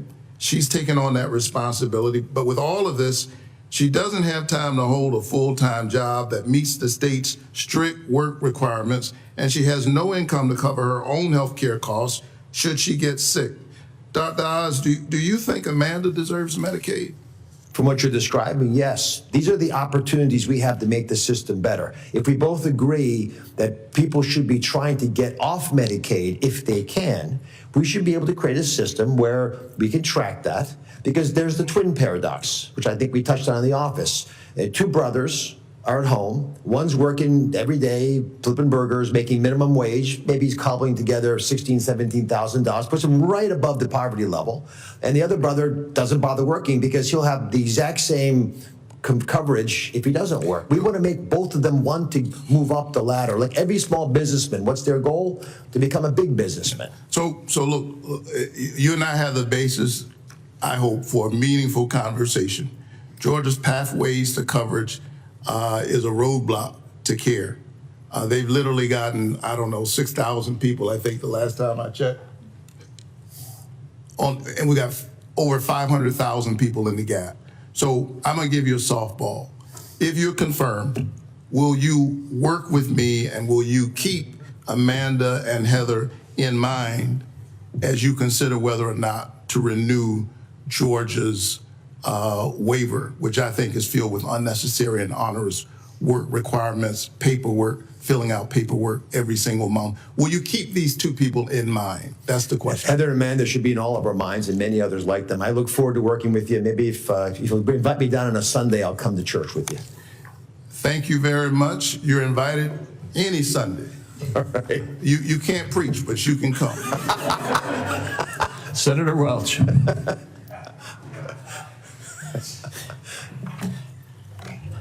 Thank you very much, Mr. Chairman. Welcome, Dr. Oz, and welcome to your family. The big concern I have about our healthcare system is it costs too much. It's a real disgrace that we spend the most and get the least. I mean, so many other countries, with all the problems they may have with their healthcare system, citizens are not anxious about whether they can afford the care that they need. Here, that's not the case. And one of the big problems is that private equity, pharmaceutical pricing power, device manufacturer pricing power, consolidation in the industry, all of this has made the cost of healthcare brutal. It's brutal on taxpayers. It's brutal on employers. In Vermont, we have a lot of small employers. They're paying sometimes $40,000 for a family plan for their employees. They can't afford that. And it's brutal, obviously, on individuals. So I believe a major responsibility that you would have in your job would be to fight the excessive charging. I'll ask you a little bit about pharmaceuticals, but you said you're going to pursue that. In his first term, President Trump said he favored a reference price for drugs. So, we're paying 3, 4, 5 times for the same drug that they buy in Canada or in Europe. Would you support reference pricing so that we don't get ripped off compared to everybody else, even though we do the research? Senator Welch, thank you very much for taking time to meet with me before this event and for that question. President Trump has been very clear that he wants me to reduce drug prices, not just that the government pays, but also for beneficiaries. International reference pricing is a way of doing that. All right, here's what I think we all need. We have got to get a fair price, and it's not a fair price when we're paying 6 or 7 times what they're paying for the same thing in France or in Canada or wherever else. Okay, so I'm just going to stop here, but say that is absolutely top of mind. President Trump has indicated a concern about this, and I hope you follow through. Second, Medicare Advantage, it sounds good, but it's an incredible ripoff in some cases. The Wall Street Journal did a expose, incredible investigation about what United Healthcare did. And what it found is that they packed diagnoses. It was to their advantage to have a person seeking Medicare Advantage to have numerous diagnoses that really didn't necessarily require treatment. They provided doctors and nurses with checklists of possible diagnoses their patients, and they paid them bonuses for completing these checklists. So they'd pay a doctor or a nurse more if when they examined me, they found more things wrong with me. And this resulted in about $84 billion excessive overpayment in Medicare Advantage plans. These practices, it's going to be your job to crack down on that. Are you going to have any tolerance for that kind of ripoff from our insurance companies? No, I think you've identified a place where a system which was, in theory, a good one. Medicare Advantage is a community health focused effort. I understand that. I just want to stay, I don't mean to interrupt, but I just want to stay on this. We cannot afford to have the healthcare system be taken over for private profit when it doesn't provide good service at an affordable price for our citizens. You agree with that? I agree, and I think the upcoding in Medicare Advantage programs has become the best example of this out there, and it's something that is addressable, and I pledge if confirmed now we'll go after it. All right. You're a very nice person. I don't want you to be nice when it comes to dealing with this stuff. All right? So put that nice guy stuff behind you. That's Oprah. I'll be surgical. We need a fighter. No, I'm serious about this. We just can't afford this. Another thing that's happening in healthcare is private equity. One of the things that you said is that physicians should be free from corporate ownership. I'm sure you say that as a physician deep in your soul because you know it's about you helping a patient. And now private equity is owning a significant percentage of doctor practices, and private equity has made 352 acquisitions in 2010. In 2020, 10 years later, it's 937. And what they do is they downsize, squeeze, and put the total emphasis on profit instead of patient care. Is that private equity invasion of the healthcare space of concern to you for patient well-being and cost? The one point I'd like to make is, as you point out, doctors who used to be generally completely free of corporate ownership, over the last decade, the doctors that are free practicing has gone from 70% to 30%. So now most doctors are owned by a large insurance company, a hospital system, private equity. We have to have a mechanism to disrupt the incumbents. The only way to go after the big guys is to have smaller people who are willing to put money into initiatives that could conflict with or go after their business models. Private equity is one of the ways you can do that. Yes, it can be misused. Absolutely agree with the point that it's been abused, but this is an opportunity too. All right, thank you. Here's my hope, because we can't measure this now, but we've got a starting point. And my expectation is you'd be able to come in 6 months, let's say, and report on whether there's progress on all these things. Squeezing out the ripoff in private equity, squeezing out the ripoff in Medicare Advantage, and having lower drug prices. So I yield back, Mr. Chairman, and I thank you for the little extra time. Thank you, Senator. Thank you, Senator Young. Dr. Oz, great having you here. I enjoyed our office meeting. And one of the things that I find so refreshing about your nomination and the general approach to healthcare that I think the administration is taking, the Make America Healthy Again, is looking at the big picture before you dive into the details. And one point of emphasis of yours, and I know of others in the administration, is making sure that we get a hold of chronic disease more effectively. We have Americans that just for too long have not been getting the right care at the right time, and it makes our country unhealthy, And importantly, it also makes our healthcare a heck of a lot more expensive in the end. So if we just do things more smartly, as opposed to the way it's always been done because there are entrenched interests, we can make people healthier, and we can spend less money on the things that could be done a lot more efficiently. So I'm just going to ask you about prevention and chronic disease and what reforms, if confirmed, that you think we should make to existing federal programs that you'll have oversight over to include a stronger emphasis on prevention and early intervention for chronic diseases. Senator Young, thank you for hosting me in your office. I went back and watched Hoosiers, by the way. And I would love to take you up on the offer to sneak into the Senate gym when the time comes, if I'm confirmed. The question you ask is fundamentally important to how we can make the money we're spending on healthcare work in America. I don't think spending twice as much as every other country is enough if we're more than twice as sick as every other country. And so the real question is, what's our obligation, each and every one of us? I think it is our patriotic duty to be healthy.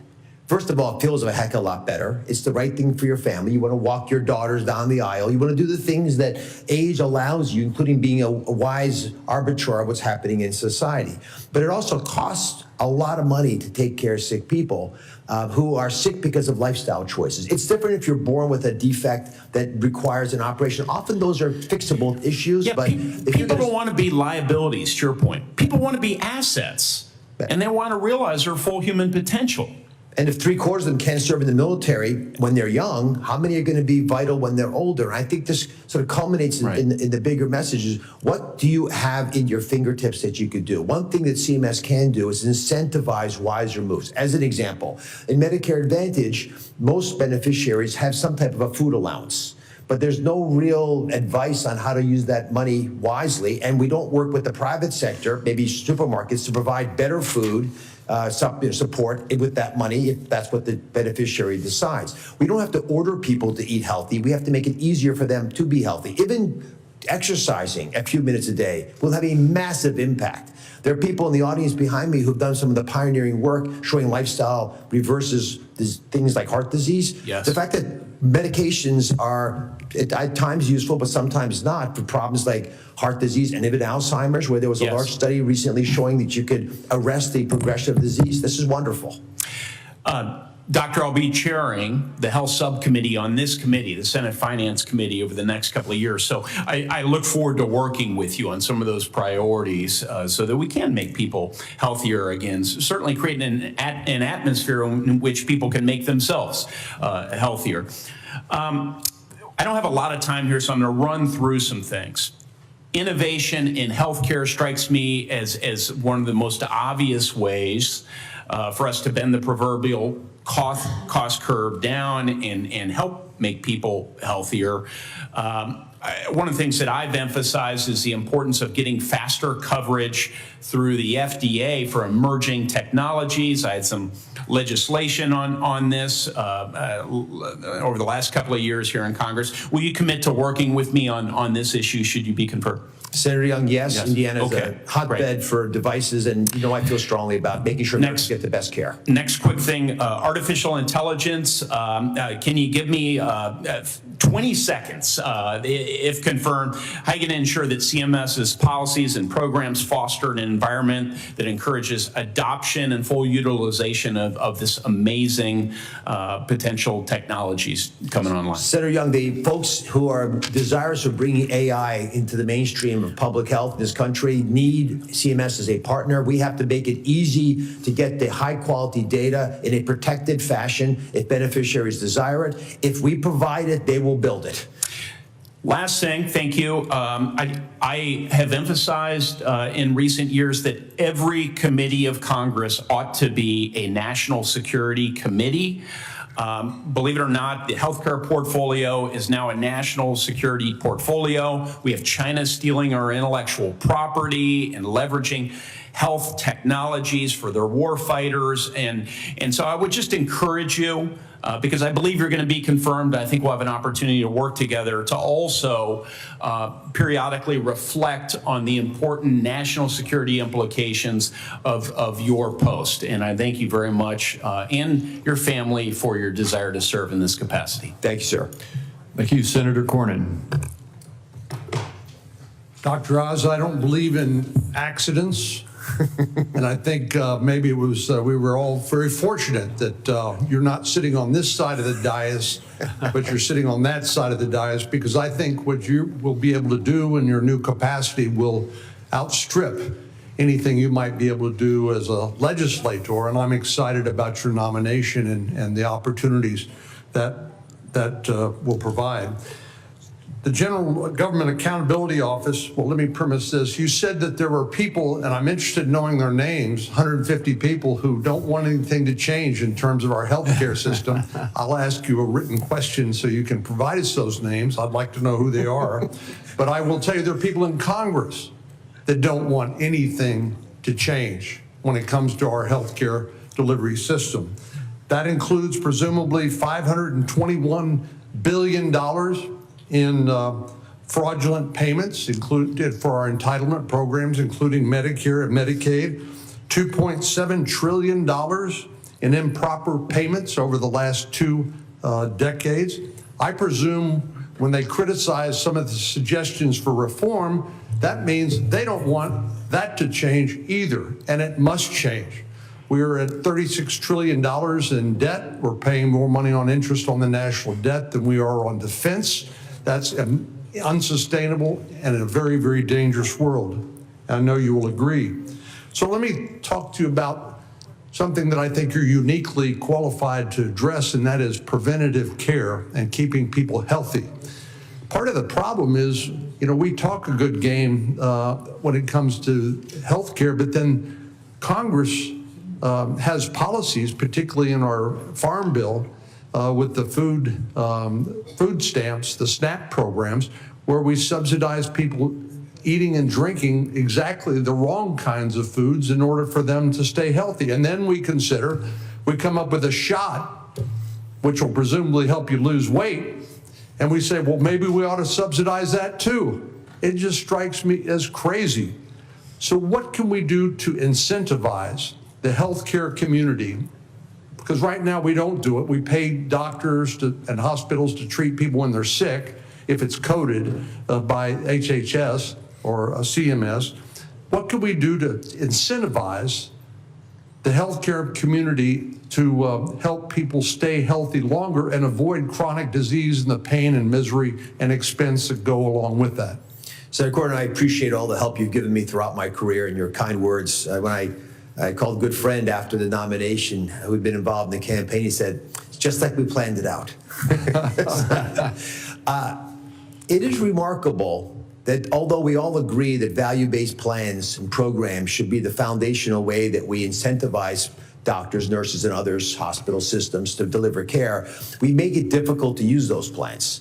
We use third parties as intermediaries who often charge so much that they take away the benefit of the value-based program to begin with. But at its very core, physicians need support. Everyone providing care needs support to be able to do what you just said. Giving patients advice on lifestyle takes a lot longer than telling them to take a pill. Doing surgery on people pays so much more than giving them advice about how to avoid operations, that it's difficult to imagine anyone not doing the wrong thing in that model. I remember early in my career, I was asked to help develop the advertising plan for New York Presbyterian Hospital. I was practicing, and they wanted to talk about new technologies and this and that. I said, that's not the question patients ask. Patients want to know, when you offer them heart operations, do I really need it or not? That's the first question. And we don't reimburse that question's answer, which is what we should be doing. I believe, and we've been asking questions back and forth about AI, that we can use technology, information technology, artificial intelligence in particular, to provide more of that infrastructure support so that when the physician talks to you, the main thing they say is, I endorse what you just heard about a lifestyle change for you in particular based on your background, any history we have on you, and all of the other places that the healthcare system has touched you. For much of this to happen, we have to know who you are. So one idea that I think will come up eventually is this concept of how we can tell which patients have been in which centers. All that interoperability of information and transparency safely shared with you, the patient, I think will arm you with a bit more motivation to take charge. And for people who are recalcitrant, as Senator Wyden has been talking about for more than a decade, I do think reward systems could be beneficial. Well, there's so much more I want to talk to you about, and we'll do that after you get confirmed. But let me just say that if modern medical science can devise a shot or a pill which will give me the self-discipline to exercise on a regular basis and to eat a healthy diet, I want to be first in line for that shot. Unfortunately, I don't think that shot or that pill exists. So we need you to use the bully pulpit because you're a great communicator. I believe you can be a tremendous asset to communicating to the American people the importance of doing some of the things that will make their life happier and healthier. Thank you. God bless you, sir. Senator Scott. Thank you.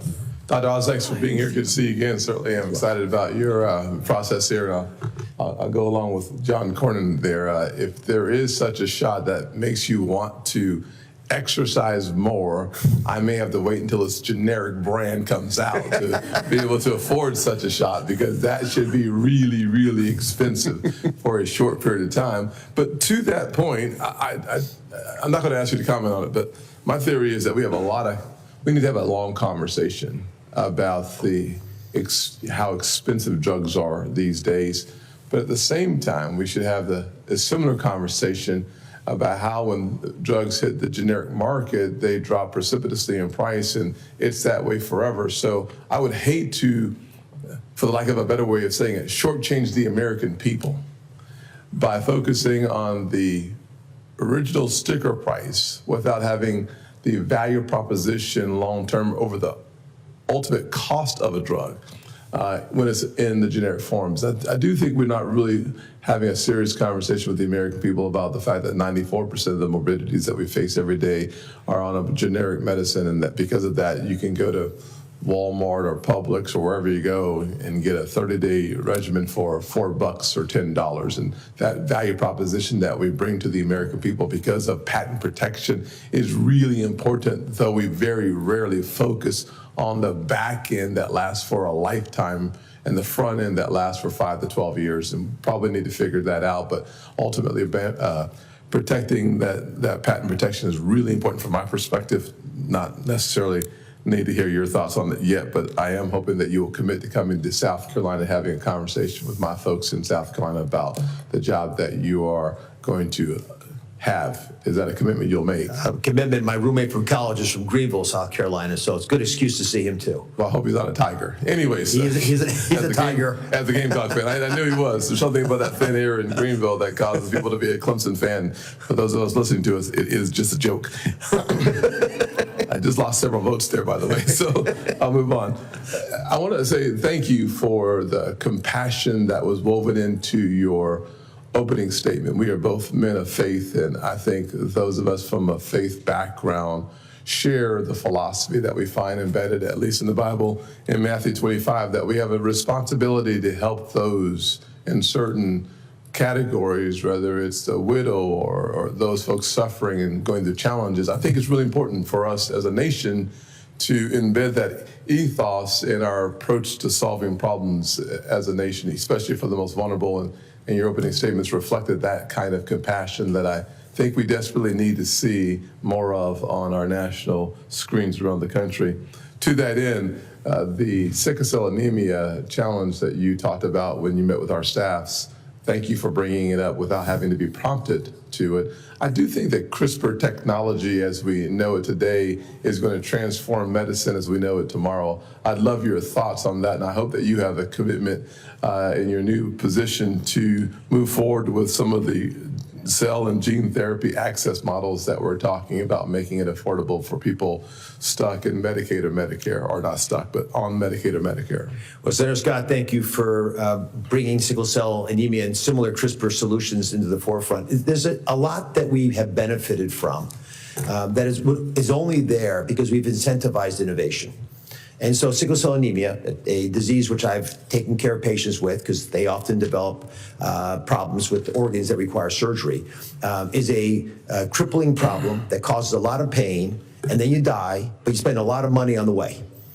And there's a treatment, let's just say it costs $1 million. It's roughly the number that I'm hearing, that if we could offer these young children, often of African-American descent, this treatment, then they would be cured.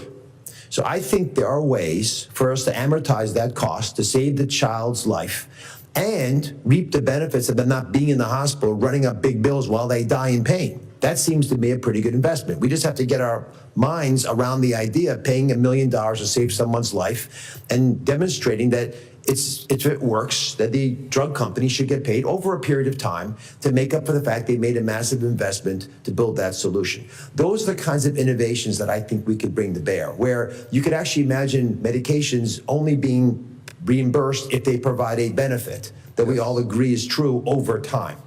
And just to the earlier comment, because you brought up faith in the broader issues, the oldest hospital that I'm aware of that still exists is in Cairo. And this hospital historically would take patients in. You wouldn't pay for care because you're sick, you don't have money.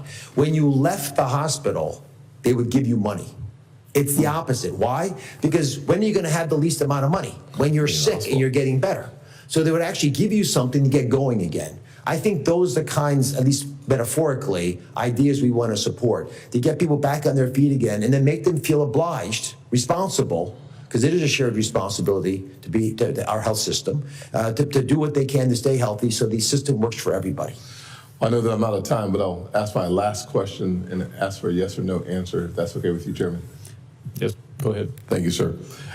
During one of the silver linings, if there was a silver lining during COVID, and it's really hard to think of that catastrophic occurrence having any silver linings, if there was a silver lining in COVID, it was the development and the acceleration of telemedicine. And I think it's going to save millions, if not trillions of dollars over time. I hope that you are committed to doing as much investigation as necessary to make sure that telemedicine is not just here to stay, but that it is embraced and adopted throughout our country wherever it is practical to be used. I pledge that if confirmed, I'm going to pursue telemedicine. I think it's essential, especially in our rural areas. Thank you, sir. Thank you. Dr. Oz, we're almost there. Senator Wyden has one more question for you, and then he'll give a brief wrap-up statement, and then I will give a wrap-up statement, and we'll be able to... Thank you, Mr. Chairman. Dr. Oz, I wanted to ask a question about something that has really been part of your wheelhouse, as far as I can tell, for decades, and that's the insurance sector, and particularly marketing abuses.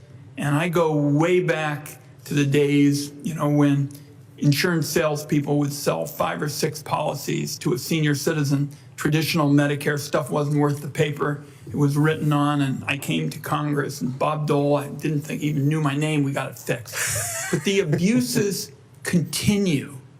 And I'd be interested in your thoughts about what you think the biggest abuses are now, and then I'm going to ask you, I'm going to make this half of my question, a quick response in terms of what you're going to be dealing with if confirmed. What do you think the biggest abuses are right now in the private insurance sector? Medicare Advantage sales. Such as? I mean, give me an example of There's something. brokers that get involved in churning policies. So they get you to switch from policy to policy. We should potentially consider whether you need to re-elect Medicare Advantage every year and potentially offer multi-year programs for seniors, because that would save some of the money that the brokers are taking out of the middle. Some brokers do a great job, some don't. We probably have too many. I think there are ways for us to ensure that that marketing process works better for the folks involved. But it's also what the Medicare Advantage plans also do with the monies that they use to incentivize the American people, the 33 million people on Medicare Advantage to come into their programs. And we should examine whether some of that money should be reimbursed to the American people to ensure that Medicare Advantage does not cost more than fee-for-service Medicare. I'll have some additional questions for the record on this, but let me leave you with a thought. We finally got some rules that have been put in place really in the last few years. There's probably going to be a big effort because the Trump administration has been talking about rolling back a lot of the health standards. I want to get a sense before we vote on which ones that you would be sympathetic to if anybody tries to do that, because I think that is a sure bet in terms of what's coming, that there will be some sleazy operators. We both know that there's some good people out there, but there's some sleazy operators, and I think they're going to push for a rollback in some of the rules that have been adopted recently, and I want your assessment of that. Thank you, Mr. Chairman. All right, thank you, Senator Wyden. And Dr. Oz, thank you again for appearing before us today. There is no doubt that you are qualified to serve as the next administrator of the Centers for Medicare and Medicaid Services. And I look forward to voting in favor of your nomination and am urging all of my colleagues to do the same. With that, I remind my colleagues that the deadline for submitting any questions for the record, and you will get some more questions to answer, is 5 p.m. on Wednesday, March 19th. So for my colleagues, the deadline is 5 p.m. on Wednesday. The Finance Committee stands adjourned. Thank you.